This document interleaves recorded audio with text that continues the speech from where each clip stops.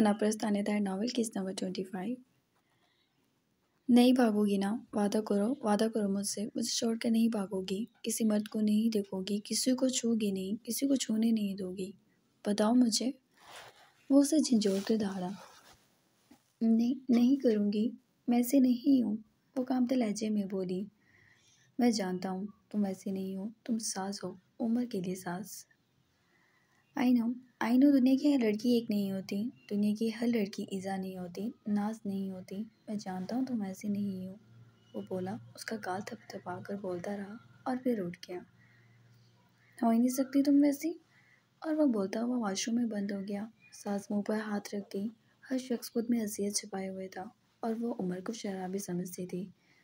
उसके चीख ने आज उसका दिल फाड़ दिया था। वो अपने दिल पर हाथ रखी और पलट पलट कर देखने लगी।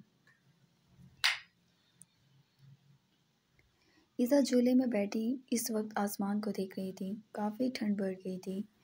दिसंबर का महीना था। इस्लामाबाद में तो कमाल मौसम की तबाहकारियाँ थी।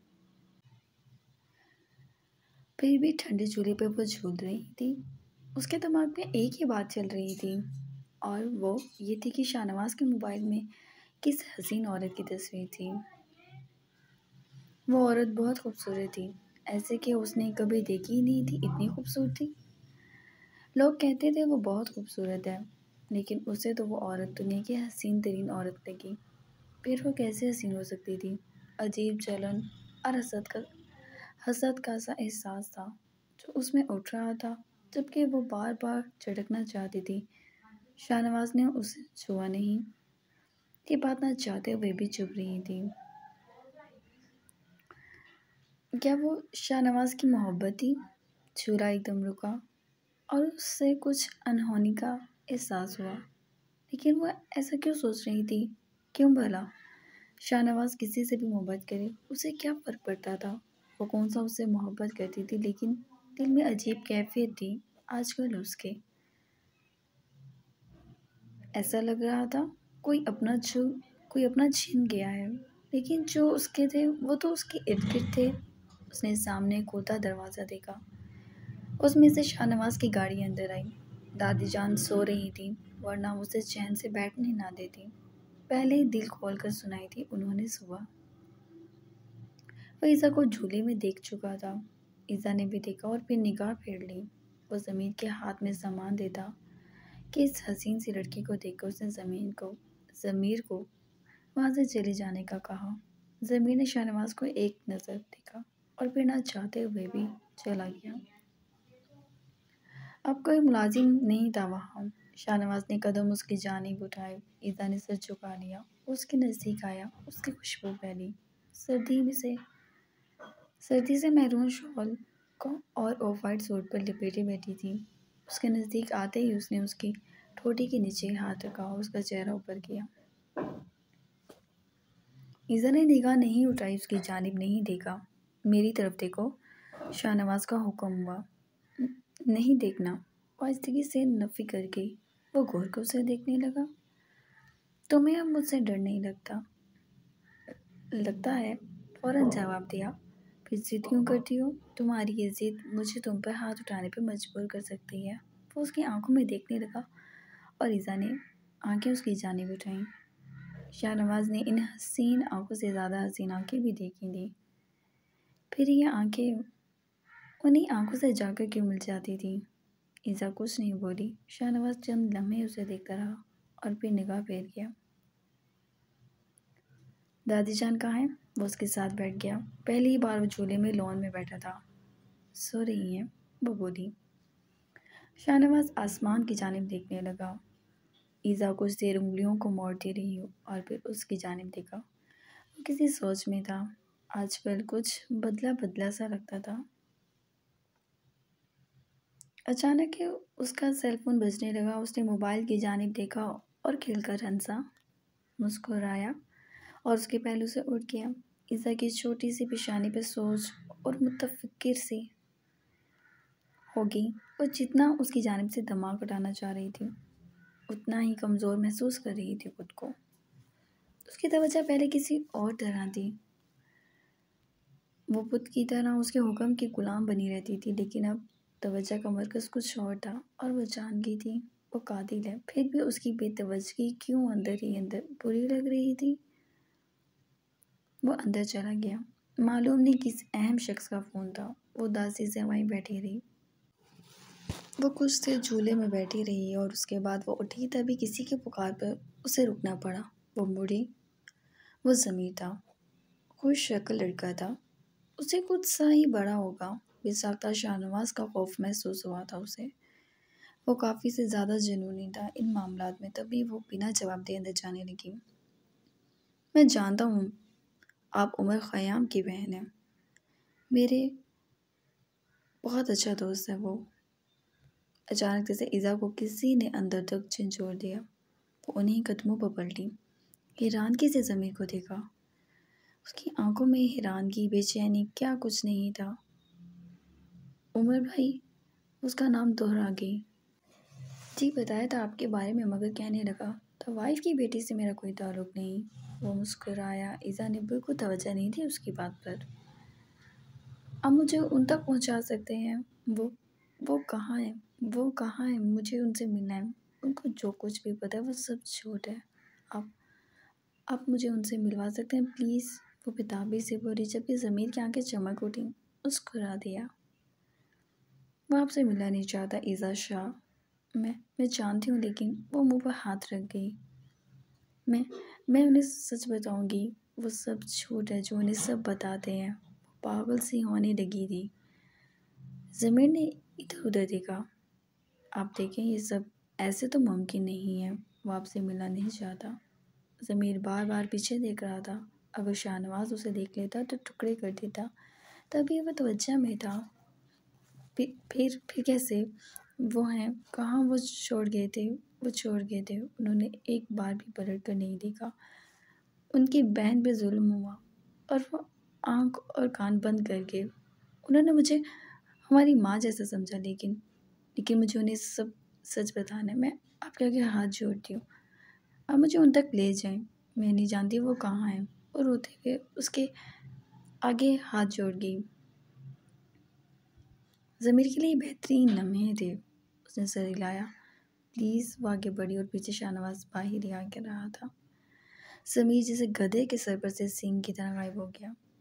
ईज़ा पर बुरी नज़र नहीं डाल सकता था, लेकिन ईज़ा से खूब माल निकलवा सकता था। वो जानता था शाहनवाज़ उसके टुकड़े कर देगा अगर वो ईज़ा को मैली निगाह से देखेगा। हाँ, वो बेपनाह हसीन थी, मगर फ़िलहाल ज़मीर के लिए एक ब्लैंक चेक थी। शाहनवाज़ बाहर निकला। ईज़ा, उसने आवाज़ दी। ईज़ा मुड़ी और पलट कर देखा। ज़मीर जा चुका था। उसने शाहनवाज़ को आगे बढ़ के सब बताना चाहा, लेकिन रुक गई। वो मानता ही ना कि उसका कोई भाई है जिसके लिए वो इतना हसास है। क्या हुआ है? वो वहीं से उसे देखने लगा। आँख में मिट्टी चली गई। उसने गाल साफ किया। अंदर आओ, सर्दी हो रही है, वो बोला। इधर सर हिला के अंदर आ गई, लेकिन दिमाग तो जैसे अतल पतल हो गया था। सोहा के बाराती हाल में फंक्शन था और सब भी तैयारी कर रहे थे, मगर घर मेहमानों से भरा हुआ था। हैरत अंगेज तौर पर आज सास का सारा ध्यान कमरे में था। जहाँ उमर था वो तादेर पीटा रहा था। सास उसे चाह कर नहीं रुक सकी, लेकिन वो सारी रात रोती रही। उसे एहसास हुआ कि वो तकलीफ़ों में घिरा है और खुद को आज़ाद करने के लिए पीता है। अब दिन चढ़ गया था। दोपहर हो गई थी और अब तो सब बारात के लिए तैयारी करते फिर रहे थे कि वो उठा नहीं था। सुबह से उसका नाश्ता बनाए वो बार बार देखती, मगर वो ऊँधा पड़ा सो रहा था। सास, जाओ तैयार हो जाओ, नजमा ने कहा। अम्मी, हो जाऊंगी तैयार, वो उदासी से बोली। नजमा मुस्कुरा दी। उम्र की वजह से परेशान हो? वो उसके शाने पे हाथ रखती बोली। अम्मी, मुझे लगता है उन्हें हमारे से ज़्यादा दुख है। हमारी ज़ाती अज़ियत से नहीं गुज़रते। हम लोगों के ताने सुनते हैं और फिर वैसे ही हो जाते हैं। कोई मर्द कैसे इतना हसास हो सकता है अपनी माँ बहन के लिए? और फिर वो अज़ियत उसकी आंखों में दिखती है। वह बोलती चली गई। नजमा उसी की जानिब देख रही थी। अच्छी बात है, तुम मुझे समझ रही हो। अगर तुम चाहो तो शायद वो शराब जैसी हराम चीज़ पीना छोड़ दे। ऐसा हो सकता है अम्मी? वो सवालिया निगाहों से देखने लगी। बिल्कुल, हो सकता है, वो मुस्कुराई। तो सास ने सर हिला दिया। चलो अब जाओ और तैयार हो जाओ। क्या उमर भी आएगा? उनके सवाल पर वो नफ़ी में सर हिला गई। मुझे नहीं लगता, वो कह के अपने कमरे में चली गई। जितना मुनासिब लगता था या जितना हो सकता था उससे वो इतना तैयार हुई और इतने में ही वो बहुत खूबसूरत लग रही थी। वो सर पर दुपट्टा रखकर बाहर आई। सोहा की सोहा को आज पार्लर ले जाया गया था। उसका बारात का जोड़ा बहुत महंगा और खूबसूरत था। सास का ऐसा जोड़ा नसीब नहीं हुआ था, जबकि जिस लड़की को शादियों में जाने का शौक था, क्या उसे अपनी शादी का नहीं था? लेकिन कभी किसी से ऐसी बात नहीं की थी। शर्म हया और झिझक हमेशा ही आड़ी रहती थी। उसे अक्सर सोहा खुशनसीब लगती थी। एक तो उसे उसके भाई जैसा शौहर मिल गया था और उसके अब्बू उसकी तमाम ख्वाहिशें पूरी कर देते थे। देखा जाता तो ख्वाहिशें तो उसकी भी पूरी होने को बेताब थी। बस तवज्जो वो खुद ही देती तो बात थी। सब हॉल में निकलने को बेचैन थे और बदर ने नजमा और से गाड़ी में बैठने के लिए कहा। भाई मैं 1 मिनट में आती हूँ। और क्या कि ऊपर कमरे में आई। कोई इंसान इतनी लंबी नींद कैसे ले सकता था? फिक्र में इसीलिए वो आई और कमरे का दरवाज़ा खोला तो कमरा खाली था। वो हैरानगी से इधर उधर देखने लगी। वो कहाँ चला गया था? सास तुम्हें इल्म है ना, ये हॉल तायजा ने अपनी जान लगा के बुक कराया है और इस हॉल की लाइट्स ऑफ होने से पहले ही वहाँ पहुँच जाना चाहिए, वरना वो शायद इस बात का ख्याल करे कि मैं दूल्हा हूँ। वो सीने पे हाथ बांधे उसे देखता रहा बोला। जी भाई। वो ये कहकर बुझे हुए दिल से नीचे आ गई और वो तीनों गाड़ी में बैठ गए। बदर ने एक गाड़ी का अरेंज किया था। उन्हीं पैसों में से जो उसे उमर ने दिए थे वो नहीं गया था और शुक्र था उसे सारी रकम मिल गई थी। उमर को देने के बजाय उसने अपने पास रख ली थी। वो जो सोचे बैठा था, अब उसे उन पैसों की ज़रूरत थी। नजमा और सास दोनों उसके साथ सवार हुई और जिस सफ़र के लिए वो निकले थे खुशियों से भरा होने की बजाय एक खामोशी समेटे हुए था। अपने अंदर उन तीनों में से किसी ने एक दूसरे से बात नहीं की थी। शायद अपनी सोचों में मगन थे। वो हॉल में पहुंचे तो पहले ही सब कुछ हो चुका था, क्योंकि यहाँ दूल्हे से ज़्यादा दुल्हन की अहमियत थी।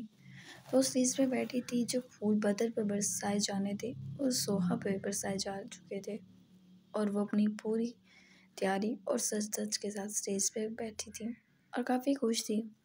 वो अपनी पूरी तैयारी के साथ काफ़ी प्यारी लग रही थी। लेकिन बदर, नजमा और सास ऐसे ही अंदर आए थे। हॉल भी एक ही था। ताईजान को इस शादी में किसी बात का इख्तिलाफ नहीं था। भाई निकाह हो गया था तभी हमने एक साथ ही कर लिया। ताईजान सबको तसल्ली दे रही थी। उस रेस की जानिब बढ़ने के बजाय ताईजान के पास चला गया, जबकि सास और नजमा एक तरफ बैठ गई। वो अपनी हैसियत और वक़्त जानते थे तभी एक तरफ बैठ गए।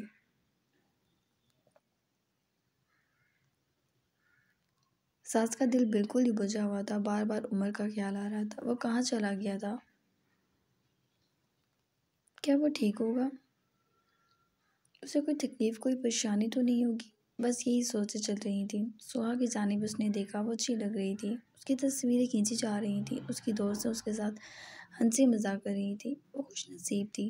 जबकि उसने अपनी माँ के कान में मुंह बना के कुछ कहा तो ताईजान नफ़ी में सर हिलाती बदर को पकड़ के सोहा के पास बिठा गई। बदर खामोशी से बैठ गया। खाना खुला और सब खाना खाने लगे, लेकिन आज उसका दिल नहीं कर रहा था। अचानक खाने और चमचों के शोर में एकदम खामोशी छा गई। वो इधर उधर देखता अंदर आया, सिगरेट मुंह में दबाए। रात के फंक्शन में भी गॉगल्स लगाए वो अंदर आया तो ब्लैक थ्री पीस सूट में। वो अंदरूनी शर्ट के आधे बटन खोले अपने चौड़े सीने की नुमाइश करता हॉल में दाखिल हुआ तो नागवारी से जागे। भला इसे शादी कहते हैं? जो उसकी बीवी को पसंद थी, एक जेवरात से सजी दुल्हन और एक पुराने कपड़ों में दूल्हा और बेशुमार खाने पर झुके लोग। बेकार शादी। जब वो शादी करता तो दुनिया देखती, लेकिन उसकी शादी तो हो चुकी थी। वो खुद ही अपनी सोच पर हंसता हुआ उसे तलाश करने लगा जिसकी वजह से वो यहाँ था। उसके फजूल रोने पर साउथ के साथ अपना प्रोग्राम कैंसिल करके वो यहाँ मौजूद था। उसका बाप उसे देख रहा था। उसने दूसरी निगाह उस पर नहीं उठाई। अरे सकीना, ये तेरी सौतन की औलाद है ना? ताईजान को उसकी जानने वाली ने कहा। वो गुस्से से सर झटक गई। हाय, इन्ना सोना मुंडा तो मेरी सारा दी बात ही कर चला दे। शराबी है और शादीशुदा है। ताईजान फंकारी। ना कह, यही सच है। वो बेटी मनूस इसकी बीवी जिसे ढूंढ रहा है। ताई ने सास की जानिब इशारा किया, जबकि दूसरी तरफ वो औरत हंसी। वैसे जोड़ तो इसे कहते हैं। देख, एक चांद तो दूसरा सूरज। एक तेरी बेटी का जोड़ बना है, दूल्हा चांद जैसा। बस दुल्हन। वो मुंह पर दुपट्टा रखते हंसने लगी। ताई की तो मिर्चें ही लग गई थी। बकवास ना कर। वो झड़क गई, जबकि ताई ने उमर को देखा। वो आज तक बीच में ही खड़ा था। सास उमर, लज्मा ने उसको कहा, जो प्लेट में चम्मच हिला रही थी।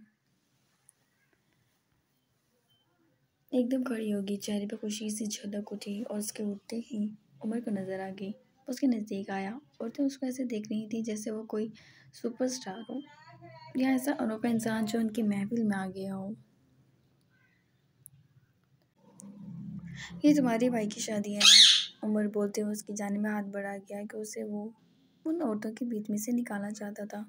साथ ने ट्रांस की सी कैफियत में उसके हाथ में अपना नाजुक हाथ रख दिया। बदर के चेहरे पे पूरे फंक्शन में अब मुस्कुराहट आई थी। सास ने हाथ रखा और उसे बाहर निकाल लिया। ये तुम तैयार हुई हो? तुम्हारे से ज़्यादा तो मैं हूँ।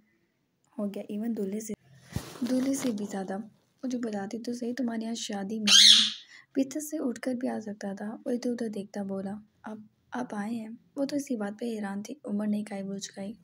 तुमने ही तो कहा था। लोग मेरे बारे में पूछते हैं, बताओ किस आंटी ने कहा था? वो सिगरेट लबों से निकाल गया। उमर, वो एकदम शॉक्ड हुई। वो ऊंची आवाज़ में बोल रहा था, ये तुम्हारा भी भाई थोड़ा कम वेट ज़्यादा लग रहा है। अच्छा बस करें, आप ही पूरी दुनिया में हंसी नहीं है। वो चिढ़ गई। खैर, ये तो सच है, मुझसे ढूंढ कर दिखाओ। वो आंख दबा गया। सास अपने आप मुस्कुराने लगी थी। क्या फजूलियत से शादी का खाना खा रही हो? चलो अब मैं बाहर से खाना खिलाता हूँ। वो बोला, जबकि सास ने नफ़ी में सर हिलाया। आप बदर भाई से मिलेंगे? उसने कहा। क्यों, वो हंस कर के आया है? वो बेजारियत से बोला। सास ने उसे संजीदगी से देखा। अच्छा अच्छा, आंखें क्यों दिखा रही हो? पता नहीं तुम्हारी आंखें मुझे क्यों पटा देती हैं। वो मध्यम आवाज़ से बोला, जबकि सास की मुस्कुराहट थी रुक ही नहीं रही थी। सारा खानदान, सारी दुनिया उसे उसके साथ देख रही थी। उसके कदम थे कि उड़ रहे थे। वो स्टेज पर उसके साथ आई। सुहा ने मुंह बना के उसे देखा। सास उसे सख्त सहर लग रही थी। उसका महंगा लिबास उसे समझ में नहीं आता था। बदर उठ के कमरे से बदर उठ के उमर से मिला। उमर साइड पर हो गया।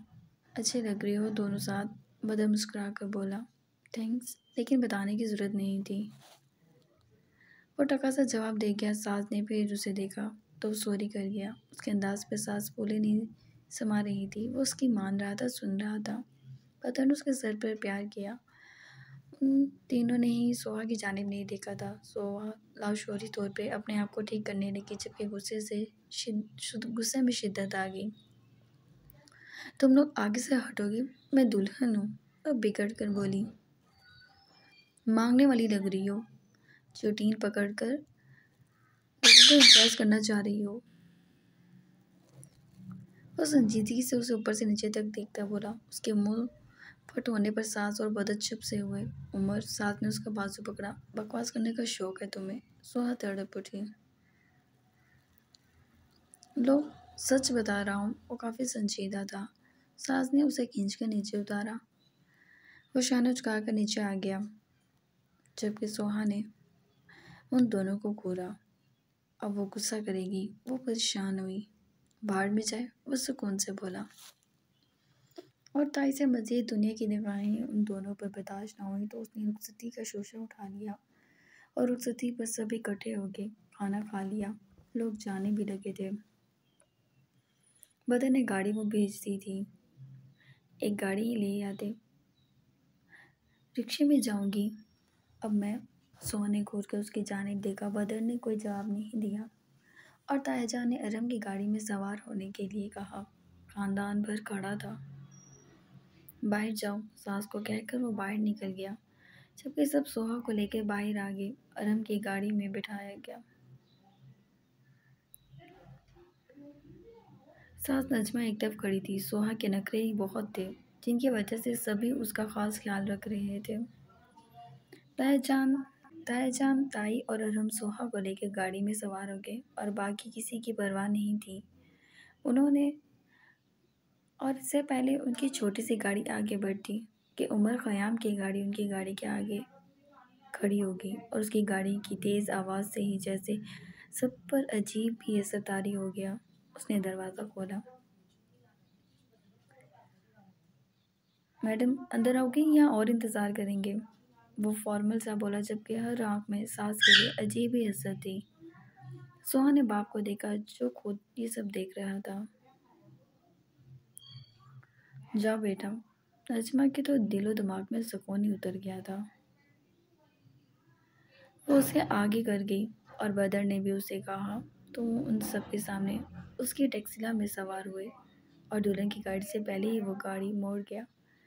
सास के दिल की धड़कनों का शोर उमर का नाम लेने लगी थी। वो सीने पे हाथ रख गई, कहीं दिल बाहर ही ना निकल आए।